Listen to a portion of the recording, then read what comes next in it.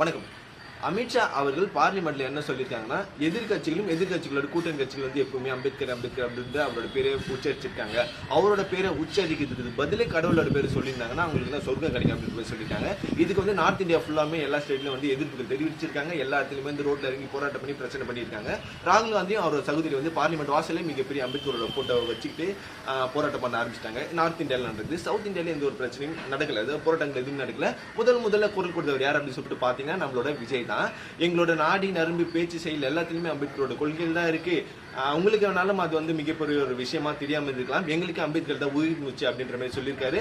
அதுக்கடுத்து அம்பேத்கரோட பேரை வந்து யாராவது தப்பா பேசுறாலே கொந்தளிப்பாரு சீமான். அவரும் இது வரைக்கும் எந்த ஸ்பீச்சும் சொல்லல. அவர் என்ன சொல்றன்னு பார்ப்போம். எதிர்கட்சிகள் மூச்சு விட்டாலே சீமானுக்கு பிடிக்காது. அதுல இருந்து ஒரு குத்தம் கண்டுபிடிச்சு பேச்ச ஆரம்பிச்சிருவாரு. சீமானும் எதுவும் சொல்லல. இதுக்கப்புறம் பாரிசீலன், சவுக்கு சங்கர் இந்த மாதிரி எக்கச்சக்கமான நபர்கள்லாம் இருக்காங்க. அவங்க என்ன சொல்றாங்க அப்படின்னு பொறுத்து பார்ப்போம்.